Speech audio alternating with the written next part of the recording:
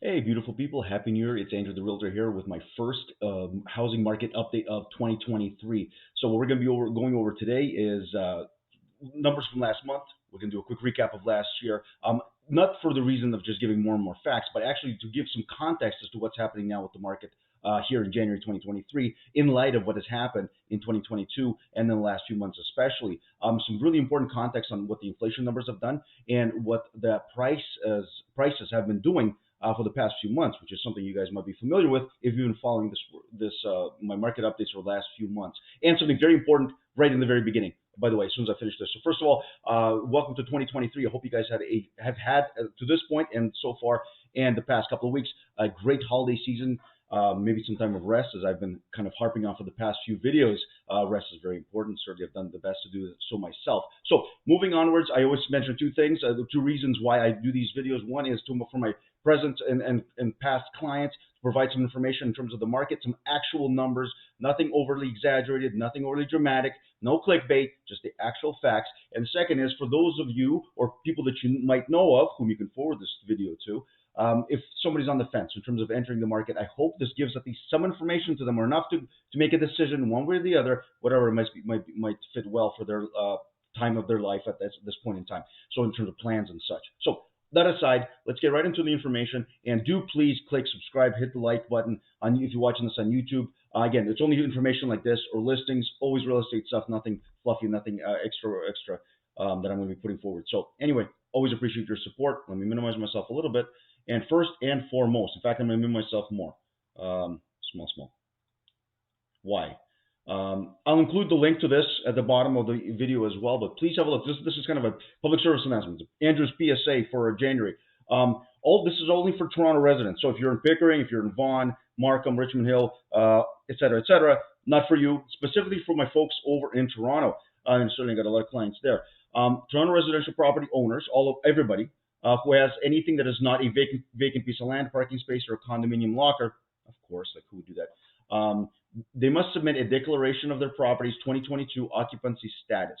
Now, I don't know how I feel about this whole thing in terms of declaring what your status of your house is. Seems a little privacy issue there. But regardless, this is the law. So you guys look at the link. It's toronto.ca. I will leave it in the bottom of the video. Have a look. If you live in Toronto, you're going to have to do this, and it's important. I don't think it's a big deal, but I know clicking on it in a couple of days ago, you do have to put in your property tax information, so that's important. So have your property tax bill ready. Go to the link that'll be at the bottom of the video, in the description of the video. I'll leave the link there. Obviously, contact me if you can't get it or you can't find it. Not a problem. Give me a shout. Honestly, I'll text it to you if you need to. So this is important. So this is something that is necessary. You guys know there's vacant land, the vacant property tax, and the government's done all kinds of different things that, in all honesty, my personal opinion is not going to make too much of a difference. But nonetheless, this is important, so please keep an eye on this. And you have till February 2nd of this year to do it. Now, moving on to the important stuff, market stuff. Put myself in the middle here, not because I'm important, but because I'm out of the way. So let's have a look. December, last month, obviously, December of 2022. And a lot of people talking about December. Oh, it's so slow. Well, it was December. It was the holidays. We just had a record increase, record speed of increase in interest rates. 4 points or whatever it is altogether in the past year or so. It's insane. Anyway, so homes sold obviously going to be very low, and average price is down 9.2%.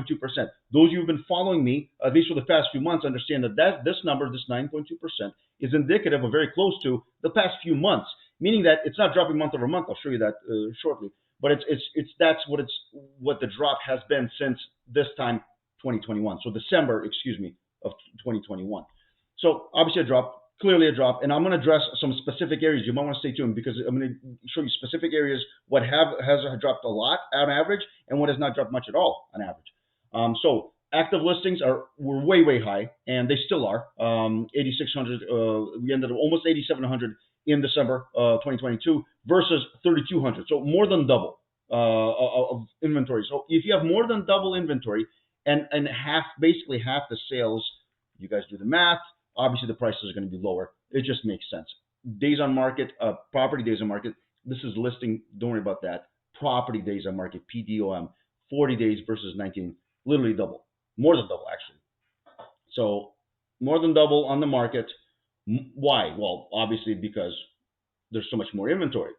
and less new listings, which means the active inventory is actually sitting longer.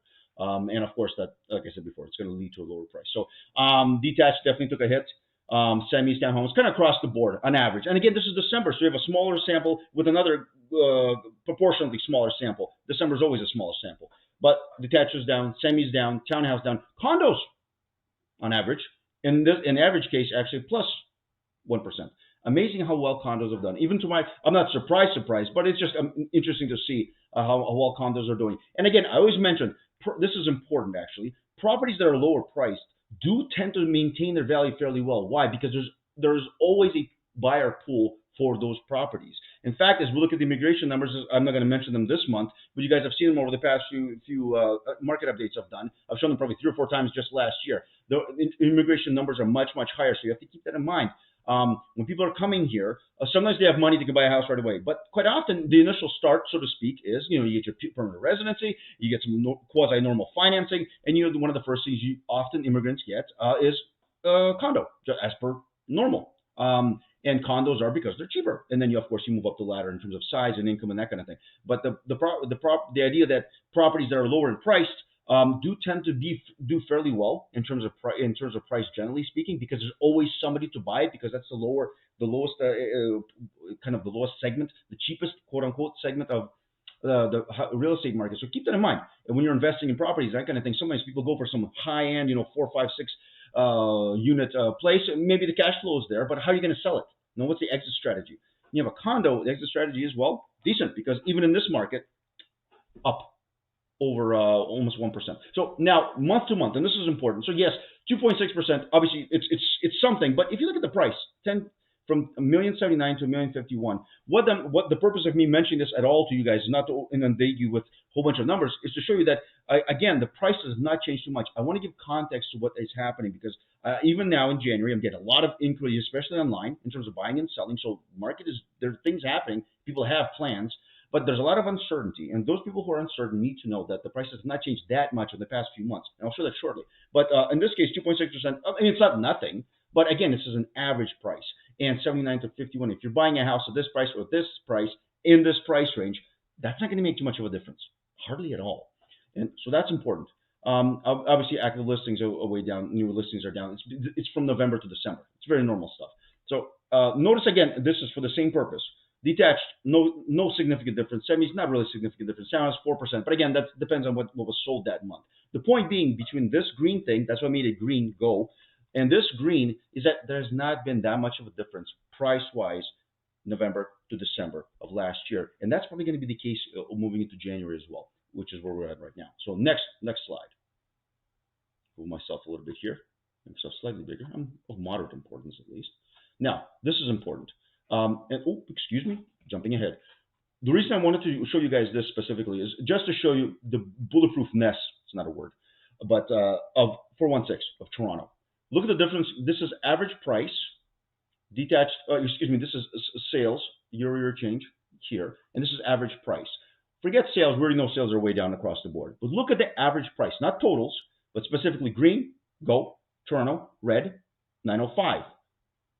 York region, Durham region, Peel region. Notice the difference here. Detached, minus 4%.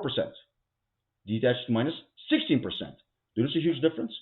It's astounding how not bulletproof, but how resilient the Toronto market is specifically. And as you go further out, the more up and down the market tends to go. And that's the way it happened. And when the market is particularly hot, those more affordable areas become much more volatile, much more buyers go out, many more buyers go out there, outside of the city, because it's more affordable. And what happens, as I spoke about the cheaper properties in the last slide, when there's a cheaper property or slightly cheaper, there are more buyers for that, and therefore it is more likely that over time those properties become more and more expensive. And when there's a correction, as per the first half of 2022, then what happens is those higher price kind of inflated numbers tend to drop more, which is the case here. 905 dropped more across the board. Now again, notice Toronto condos maintaining. Goodness gracious. So obviously not great. You don't want to see this, but this is only over 1 year. I'll show you that versus 2020, and it make you guys feel much better in terms of your equity if you're a homeowner watching this, especially in Toronto. So again, I wanted to emphasize year-over-year house price. This is house. This is all properties as per the previous numbers in the previous slide. This right here is house prices, house specifically. Notice this, Toronto, down 0.5%. December versus December. 0.5%. That's negligible. It's nothing. Even Pickering, for example, down 4%. It's not a huge number, generally speaking. I mean, again, this is averages. Ajax took a whooping. Why? Because Ajax further out. It was cheaper. Remember the pattern? Cheaper, more buyers, more inflated. If there's a correction, they drop faster. Oshawa, same thing. Whitby, not bad. Probably had less sales too because Whitby is a little less sparse. But nonetheless, Vaughan, pretty strong. But overall, again, look at Toronto, the champ up top, so to speak, maintaining value, and that is the case with Toronto. Again, one of the reasons people buy Toronto properties, by the way. So moving onwards. Statistics, a lot of stuff. Forgive me, I'm doing the CP24, the CNN thing, or no, it's the money line where you have all the different stuff going on the screen at the same time.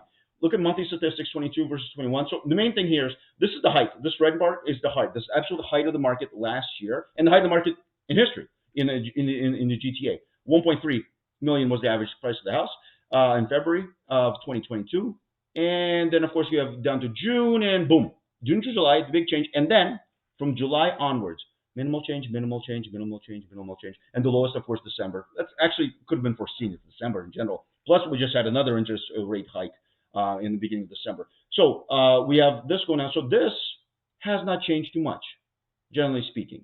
And look at this as an example. I'll go back to the total numbers. Look at this. 1,051,000 is where December ended, on average, and look where things were in the beginning of 2021, about the same price. So January is way lower.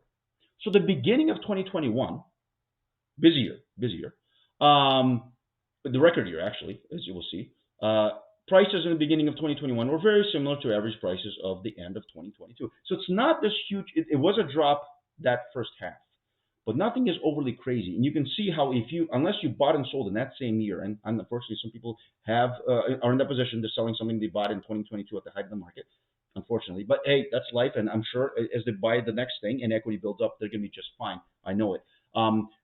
Overall, since in between or around that huge drop in the beginning of 2022, you got prices that were here, very similar to prices now. And as I mentioned before, my prognosis was I was thinking sales after the adjustment in the first half of the year. I was thinking sales are going to be very similar to the last slower year is 2018, and of course we had 75,000 sales versus 121,000 record in 2021. So we had 75,000 sales in 2022 last year, and as I was expecting, 2018 we had 78,000. So very similar year. So it's nothing. It's not that the market crashed or totally stopped or grounded to a halt. No, absolutely not. No, it's very similar to the last kind of slow year. And 2018 was a normal year. 2017 was the crazy year. 2018 was normal. People were kind of tired from all the extra buying. Very similar to what happened in 2022, especially the latter half. By the way, if you want to take a look at something, look at the average price of 2018 versus the average price of, let's go to December. I don't want to go here. That's too high because that includes this. So this 787 versus in December, the lowest point, 1,051,000. It's almost $300,000 difference in 4 years. So just saying, for those still thinking that price is going to go down more, how much more? It's gone down 20% and it's still too high. I might add in 2020, 929. Anyway, we'll talk about numbers in a second. I want to show you this. This is really important. I want to give context because there are some people still kind of overly optimistic, shall we say, about possibly the prices coming down so they can afford it. And I want you to see something here. We are here. First of all, let's go red first, black second. So we are here. And this is December in terms of average price. This is average price per month for the last 3 years, 22, 21, and 20. So we're here, and I purposely made a black line across so you could see where everything is. Last month, December, has been compared to numerous articles already that I saw online and in magazines to April. April was the last slow month, April 2020. If you remember, during March is when the lockdowns began and people confused us with what this COVID thing is. And then, of course, April was the slowest month. Now, for those of us who are at least in the know and seeing a pattern happening, knowing that the interest rates are going to drop tremendously, in April, we were telling people, please buy, go buy now, because pretty soon it's going to be utter madness. Very few people bought, very few. And then what happened? In May and June of 2020, madness happened. Interest rates were very low. Buyer frenzy began, and it went on for about another 2.5 years. Contrary to CMHC, I think CRE even was wrong. A lot of prognosticators were wrong. And unfortunately, not a lot of buyers took advantage of the fact that shortly things are going to be crazy. And that's kind of where we're at right now. I think things will be getting a little quite busier in the second half of 2023, maybe even in the spring. So the point is, Price. I always want to give people a realistic idea of price because I'm still getting people telling me it's going to drop down, it's too expensive, et cetera, et cetera. If it's too expensive, I'm sorry, there's nothing that can be done. Because look, even now, right here, look at where we are compared to April of 2020. Look at the difference, an overall difference in price. This is 21 prices. Okay, this one was crazy. So we're here. Not a huge change from July on average, and this is when things were higher. This is the record. Go back a year, very close. Yeah, that's even after the kind of year we had in 2022 with all the interest rates. But look at 2020. After this, it was a very busy year. Very busy year. Buyer frenzy, multiple offers, bidding wars. And look at the green. It's way lower than the black here, the black line, which is where we are in December. So the point being, guys, prices have dropped down tremendously. Are they going to go down some more? I don't know. Very minimally. Is that something you should be counting on? Absolutely not. Because let's face it, let's be very honest with ourselves. The people who are buying here saw these prices. They're already saying that things are too expensive. They're the very same people that are now here, and they're still saying it's too expensive. So listen, if this was too expensive, what are you going to do here? What about next year? Or excuse me, 2023, this year now. I want to keep you guys in context and being realistic. So rental market rates. This is where things really went crazy, and some of you didn't realize this. This is the third quarter 2021 versus third quarter 2022. Look at it real quick. Listings way less, much less availability, which also means price went up 20%, 20% over year, and it's maintained this to the fourth quarter of 2022. So rent way up, skyrocket, 20% increase. That's crazy. Moving on. What about inflation, Andrew? Isn't the world under inflation? Well, look, generally speaking, look how well Canada is doing. This says 6.9. It's actually 6.8 as of December 21st. So 6.8 actually, which is still lower than the U.S. and lower than most of the other countries. I know we have China here. China and Russia you got to take with a grain of salt in terms of numbers. But generally speaking, Canada's doing amazingly. If you want this, I can forward this to you. This is a great graph and shows a lot of some countries really taking a whooping. Some countries, Zimbabwe, not surprised, they've had a lot of inflation over the past however long, decades really. But again, Canada's not doing that bad. So generally speaking, people say, oh, the whole world's inflation. Well, yes, absolutely. There's inflation across the board. Canada's doing amazingly well. Still not well enough that we have to do those rent inflation increases. But the point being that Canada's holding its own, as is the U.S., which is important because that's our brother down south, so to speak. So nothing too crazy. It should be going down slowly, which means, of course, it's going to affect the housing market because the interest rates will inevitably have to come down a little bit. So the summary of all this stuff. If I've given you too much information, forgive me. The whole point of that was to say the market's not going to be crashing anymore in terms of price or any of that nature. In that nature. We've had the correction. We had a correction in 2017. And at the bottom of the correction, people saying it's still not enough of a correction. And when the prices went up to sky records, they were complaining, oh, it's too expensive. Guys, it's going to be too expensive. Well, for the foreseeable future, I don't want to say 10, 20 years down the line, who knows what will happen. But the reality is, I'm sorry, the prices are going up, and there's still a lot of room upwards if you look at some other cities that are world-class cities like Toronto, the GTA. So overall savings in 22 will be close to 2018. That was my forecast, at least for the latter half of 2022. In fact, probably even well into even the second quarter of 22. And check, I got it right. Important only to say you should maybe believe some of the stuff that I'm saying here. Opportunity is still there, it is available. I've shown you the numbers. The prices are lower than they were. There's not much room down to go considering what's been happening, condos especially. So move up buyers from condos, which have not gone down, to another house that has another type of home that has gone down. Again, same as the last 2 or 3 months I've been doing this. Upsize buyers from smaller, more affordable, higher buyer pool, higher increase in price versus larger detached, lower buyer pool, less people buying, their prices have gone down a little bit. That's the difference. If you go for small or larger, you're still winning. And that's something you can take advantage of right now in the first quarter of 2023. Because as it says here, overall travel inventory currently, as the first week of January, which is what I'm in right now, you were about 8,600 active listings, which is very similar to December. A few dropped off, a few sold, a few dropped off because expiries and those kinds of things. So 20,000 is a balanced market. It is still a lower inventory than a balanced market, but it's a normal January inventory. So this January, think of the word normal. When you hear clickbait, when you see stuff on the news, CP24, Hot Property, no, they're pretty good with that stuff. But stuff on the internet, that kind of thing, no drama. It's a normal January. So far, very normal. December, just slow. That is all. Things are moving daily. The numbers are going to be increasing daily. The numbers from the very beginning of January of inventory versus today when I checked it at the end of the first week of January, already up, I think 100, 200 to 200 active listings. If that's going to keep happening well into when the spring market begins. So, guys, normal market as always. Not as always, but it's a normal market. We already had the correction. Please don't be looking for a huge correction. I know. I see the article and I look down at the notes at the bottom, the comments and such. People are upset. Look, guys, we have to live in the reality that it's GTA. I understand it's unaffordable for everyone. Believe me, I understand. My family, we came here with nothing. So the idea is that housing is not going to be much cheaper. Condos are a good investment. They've maintained the value quite well. There are going to be plenty on the market. Feel free to ask me about any questions about those. So overall, that's where we're at. 2023 looks to be a fairly moderate year, nothing too crazy. Again, I'm predicting interest rates to go down probably end of spring to summer. Not crazy down, but just a little bit, enough to spark things moving.